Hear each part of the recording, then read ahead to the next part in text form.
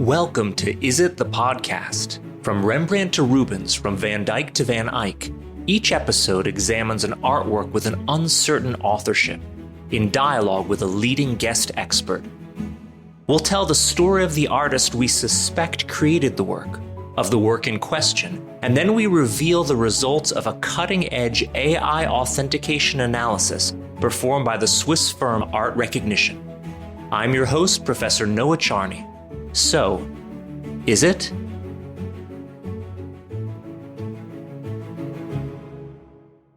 Today on Is It, we're looking at Artemisia Gentileschi in a very modern lens. Artemisia was one of the most extraordinary painters of the 17th century, and one of the first women in European art history to build an international career as a professional artist. Born in Rome in 1593, she trained in the studio of her father, Orazio Gentileschi, who was himself one of the great followers of Caravaggio. From him, Artemisia learned the power of dramatic light, strong bodies, and charged emotion. But she very quickly became far more than Orazio's daughter, eclipsing him as an artist and blazing her own path. Her paintings are direct, theatrical, and psychologically intense. She's best known for biblical and historical heroines, Judith, Susanna, Lucretia, Cleopatra. Women who think, suffer, resist, and act. For centuries, her reputation was reduced to the story of her rape by painter Agostino Tassi and the brutal trial that followed. Now that story matters, of course, because Artemisia lived it, but it should not swallow up the art. She was not simply a victim who painted her trauma. She was brilliant, ambitious, technically gifted, a painter who worked in Rome, Florence, Venice, Naples, and London, won major patrons, and turned female strength into one of the great subjects of Baroque art. In this episode, we focus on two paintings at Rome's Galleria Spada that have long been associated with Artemisia, a Madonna and Child, and a Saint Cecilia. To help us understand them, we have three ideal guests. Adriana Capriotti is the director of the Galleria Spada, one of Rome's great Baroque collections. She tells us how these Gentileschi paintings entered the collection in the 17th century through a wonderfully strange story involving unpaid rent, a noblewoman, and a transfer of artworks in lieu of debt. Beatrice de Ruggieri is a conservator and technical specialist at Emmebi Arte, whose team examined the paintings using X-rays, infrared, ultraviolet light, and other scientific tools. Her findings are fascinating. Beneath the surface of the Madonna and Child, she found another version of the composition, one that seems closely related to other works by Artemisia, and even to the artistic world of her father Orazio. In the Saint Cecilia, the technical evidence points in a different direction. Fewer major changes, but signs of a careful working process, including underdrawing and the superimposition of the lute over the figure. And Alessandra Conti, an art historian with Art Recognition, joins us to explain what happens when AI image analysis is trained to recognize the hand of Artemisia. That turns out to be much more complicated than simply asking a computer, is this by her? Of course it is. Artemisia's early works are close to Orazio's. Some paintings have been altered over time, others have complicated attribution histories. So the AI results need interpretation, context, and human judgment, which is exactly why this episode is so interesting. We're not asking whether AI will replace art historians. Of course it won't. We're asking something better. What happens when curators, conservators, art historians, technical imaging, and AI all look at the same painting together? The answer, as you'll hear, is that the story gets richer, stranger, and far more human. So Adriana, Beatrice, Alessandra, thank you so much for joining me today for this special episode of the Is It podcast. It's our first one with two experts plus a representative from Art Recognition. And we're talking about two paintings today, both of which we think are by Artemisia Gentileschi, but we'll learn more about that later. But to begin with, Adriana, would you tell us a little bit about Galleria Spada, where you're the director, and the importance of Artemisia in your collection? So thank you very much, Noah. Galleria Spada, as you perfectly know, is one of the main Roman Baroque collection, and it has several masterpieces by Guido Reni, by Guercino, and many, many others. It's really a beautiful collection. But of course, the two paintings by Artemisia, and also I would say the David with the head of Golia by Orazio, are outstanding in the collection.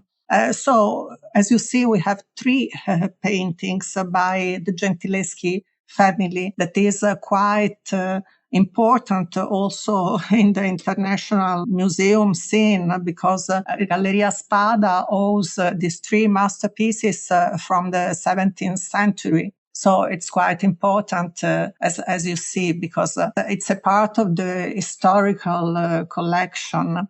And the three paintings, of course, are different one from each other. We leave for the moment the painting by Orazio, and the two by his daughter Artemisia represent the Madonna nursing child and the Santa Cecilia, Saint Cecilia, the patron of music art. The paintings joined the collection in a quite weird way, because they weren't bought from the Spada family, but they joined the collection in 1636 because as a dowry, because they were part of the collection of a noblewoman, Maria Veralli, who married Orazio Spada. So they joined the collection. But the history of the two paintings is still more complicated, because they weren't paintings owned by Maria herself. But Maria had this painting as the payment of a debt, because Alessandro Biffi, who was the original owner, had to pay some rents to her, because he was living in an apartment owned by Maria, property of Maria Veralli, exactly in the center of Rome, in Piazza Colonna. But Alessandro Biffi, we have few information of this unknown, more or less unknown figure. He hadn't paid some rents. So this is the story. So you see, quite unusual in a certain sense. And these works have traditionally been attributed to Artemisia. Was there any moment where there was any doubt about their authorship, or have they always been considered by Artemisia's hand? No, you see, this is a very, very complicated story, the attribution of Artemisia. We can say that we have a document of the 17th century. It's a sort of an inventory in which the paintings are attributed to Artemisia, together with the Golia, with the David with the head of Golia by his father Orazio. So there isn't any doubt about it. But as you perfectly know, the historical studies are very complicated. So in a certain point of its history, the Madonna and Child was attributed to Giovan Francesco Guerrieri da Fossombrone. It's a very sharp attribution, in effect. It was an attribution by Federico Zeri, and he had his reasons to do this. But in effect, it is one of the rarest cases in which Federico Zeri made a mistake. That happens with human scholars who are bringing opinions and sometimes hypothesis bias into the equation, or they don't know the whole story. And so it happens, but then we can bring in some alternative ways of checking on things, like multispectral image analysis and bringing it to labs for material forensic testing. And I want to bring in Beatrice now. So Beatrice, can you tell us a little bit about your lab and also what you found when you looked at these pictures in particular? Because sometimes material forensic analysis can provide insights when human experts have trouble agreeing on attribution. Yeah, thank you, Noah. My lab, Emmebi Diagnostica Artistica, is specialized on technical analysis on artworks, especially on paintings of 17th century Rome and Naples, and we carry out multispectral images using infrared and ultraviolet and X-rays and we perform also cross-sections obtained by very small samples taken from the painting. We are a small interdisciplinary group composed by art historians and chemists and physicists. And our idea is to study the artworks, the paintings, from the point of view of their material features. And the example of these two paintings in the Spada Gallery are very, very interesting. We carried out the scientific analysis of the Artemisia's paintings with the sponsorship by Jane Addams and Artemisia Gold. It was a very important opportunity for us. You see, we usually study trying to understand everything in the structured layer of the painting, from the canvas to the ground layers and so on. But the most interesting result on the painting of the Madonna and Child was to find that at the beginning Artemisia painted another version of the same subject, here with the Madonna, which was breastfeeding the child. And we have two superimposed images or paintings. And it was so interesting to find that the version she painted at the beginning, which is so evident in the X-rays, with the different position of the head of the Madonna, with the different position of the child, corresponds in a perfect way to the painting by Artemisia in the Galleria Palatina, Palazzo Pitti. So at the beginning, Artemisia began with a subject very similar to the following painting in Pitti, in Florence, and then changed her idea to come to the actual painting. The interesting issue is that the painting in Florence is considered by art historians in terms of stylistic features as a painting which was painted later than the Spada version, but under the Spada version we have the same composition of the Pitti. And we wondered why this happens, because usually it is so common to think that a painter begins in a certain period at the beginning of her career, in the case of Artemisia, and then she changed in terms of style and composition. But here we have, under previous painting, the following version. It is. And just to describe to listeners, looking with the various light spectra, X-rays and infrared, you can see that the position of the Madonna and the Child are different in the underpainting than in the surface. That is very clear. About the Santa Cecilia, the situation is different. We have no compositional changes, but we have some interesting superimposition of paint layers, which led us to hypothesize that she painted directly in front of a model. So the paintings are very different, which seems that when she didn't have the need to change something, probably she painted guided by a very detailed underdrawing. Thank you for this, Beatrice. So I want to bring in Alessandra now. Alessandra, it's always fun to have you on the show. Last episode, we had a lot of fun talking about Bronzino. And today, I'd like you to tell us a little bit about the particularities of testing Artemisia's work using AI image analysis when you have to teach your AI software to recognize Artemisia. What are the particular challenges? And then afterwards, if you could reveal the results of your test. Of course. Hi, everybody. Thank you for having me today. As we already discussed in the past, when we are working with artists from the 17th and 15th century, for example, what is problematic in certain instances is the amount of authentic works that we can work with, which is very limited, in contrast to some artists, for example, from the 20th or 21st century, in which a higher amount of authentic works is available. First, I would like to explain how our model works.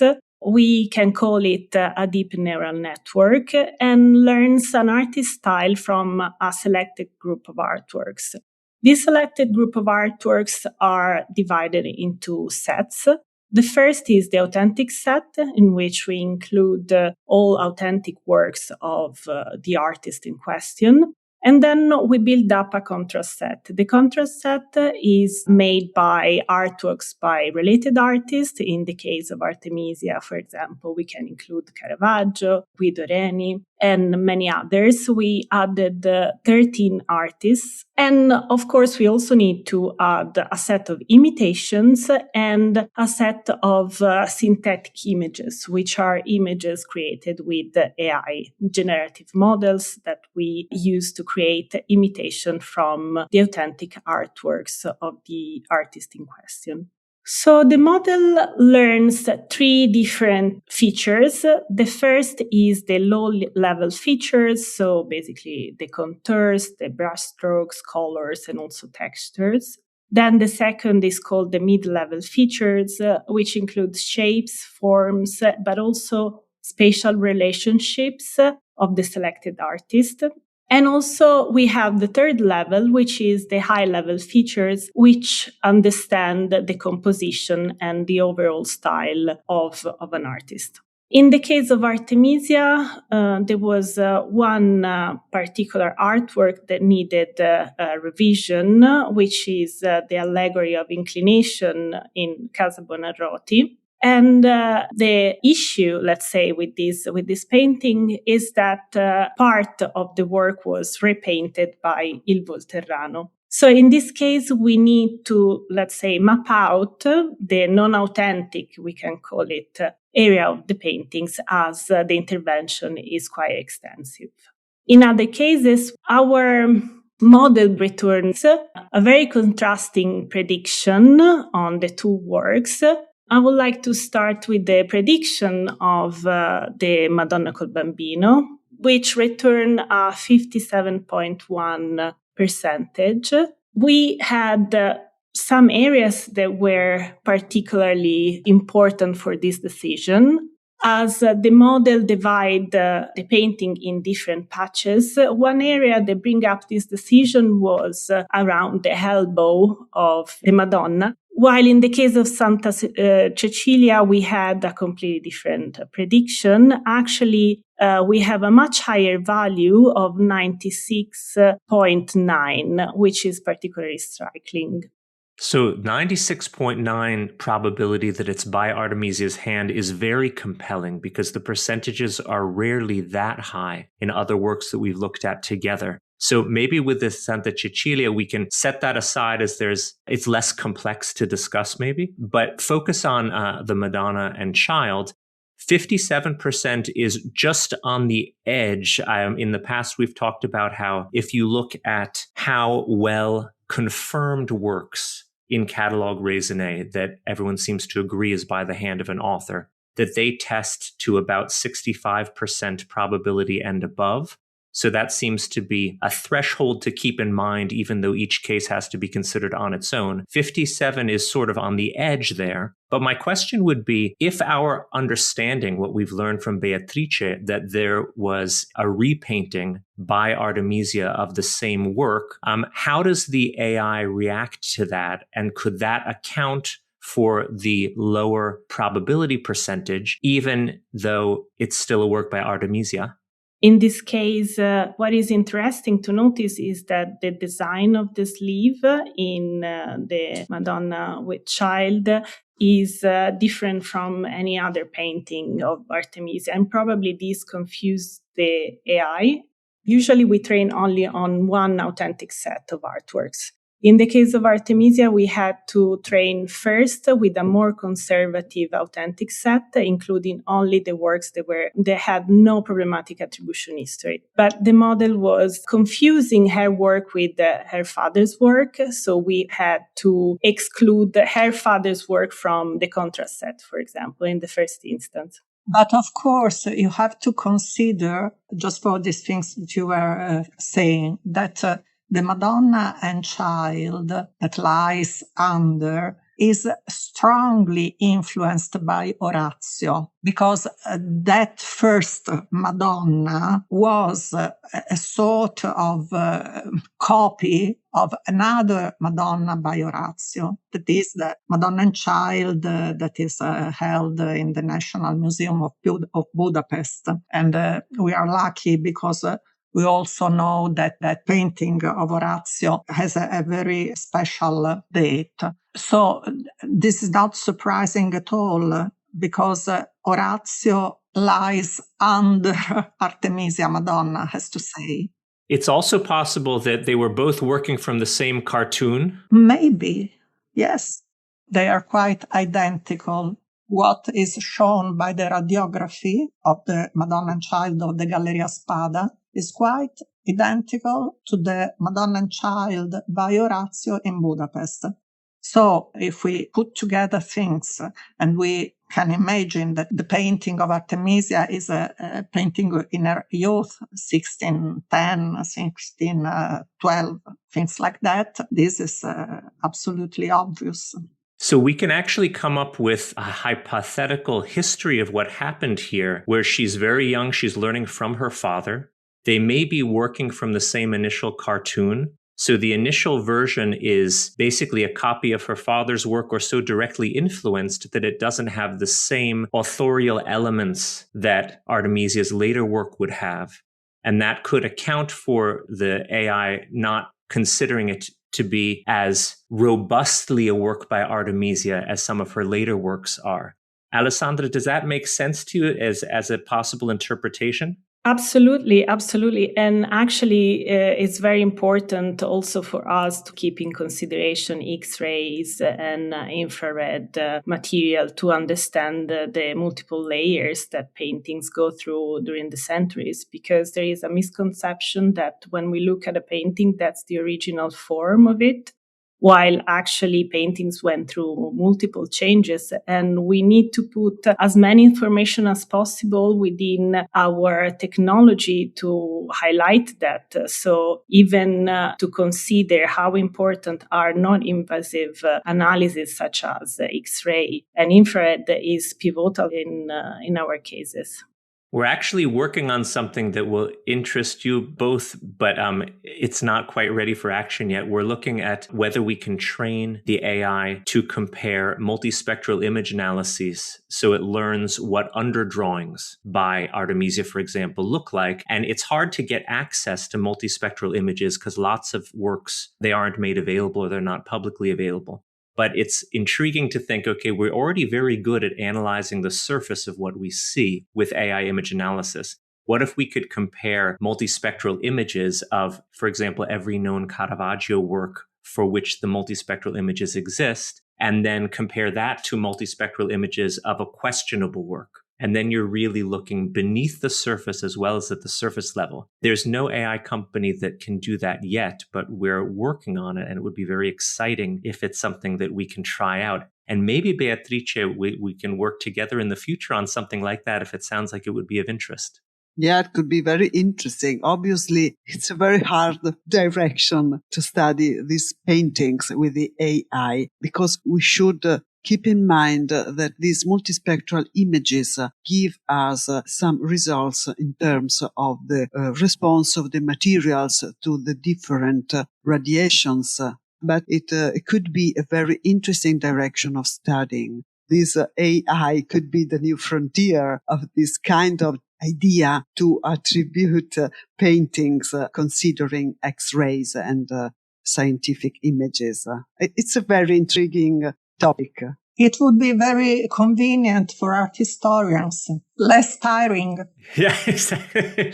That's obviously the goal. There's much debate today about how much one should use AI in life in general. But the benefit of it is to make studies easier in terms of time and to compare things in a more objective and quicker way. But all of it has to be interpreted by us humans experts. And that's one of the reasons why AI is nothing to be scared of if it's applied in a thoughtful way. This is a perfect example today. Maybe it's a good concluding thought that the painting, if you look at the statistical probability that it's by Artemisia at 57%, if you just look at that, then it might be confusing. But as soon as we discuss it and understand the context, we have a very easy explanation for why that percentage is lower than we might expect. And it doesn't mean that it's not by Artemisia. It means that this was a tool that we art historians can use, like multispectral images, to try to come to stronger conclusions about the story of a work of art. And here's a perfect example where we needed the analysis of art historians to develop the data set that was what was used to teach the AI how to recognize Artemisia. And then it produced a result that we needed to interpret together. And I think we came up with a compelling interpretation for a work that since 17th century has been attributed to Artemisia minus one scholar's opinion in another direction. And the statistics at first don't seem as convincing. And then as soon as we looked more deeply, then we can understand the story. So I want to thank you all for spending time with me discussing this. I would love to have you back in the future, maybe to look at other works. And next time you're in Rome, absolutely go to Galleria Spada. It's one of the great museums. And thankfully, it's not as crowded as some of the other museums, so you can enjoy it more leisurely. And Adriana, any final words for our listeners? So we still need art historians. We can't go out in the garden picking daisies, for example. We have to study again and again, maybe. You can on the weekends if you want to pick daisies. That's okay. But not in the weekend. We study also in the weekend, during the weekend, unfortunately. If I can add something onto that, I would like to say that the art historical opinion, so the human eye, is still very important. And I actually see a very bright future in AI for young art historians because they are very much needed. That's a perfect conclusion. And today's episode has a material forensic scientist, Beatrice, and the director of a famous museum, Adriana, and a representative of an AI firm, Alessandra. And whatever I am, I don't know, your host today. So we're the dream team of showing all of the different ways that we can study a work of art. And thank you so much for spending your time with me. And thanks to all of you for listening to Is It the Podcast? Thanks for listening to Is It the Podcast? This series is produced by Noah Charney, presented by Noah Charney, and is brought to you by Art Recognition. Based in Zurich, Art Recognition is the leading firm for AI-driven authentication of artworks. Featured everywhere from the Art newspaper to Wired to The Guardian and beyond, Art Recognition uses the most definitive, sophisticated datasets and advanced processes to estimate the likelihood that a specific artist created an artwork. Backed by a multidisciplinary team that takes many dimensions of research into consideration, Art Recognition has a long track record of success at the highest level. Learn more at art-recognition.com. That's art-recognition.com. We'll be back next time with a new art historical mystery, a new possible artist behind the masterpiece, and a new guest expert. See you next time.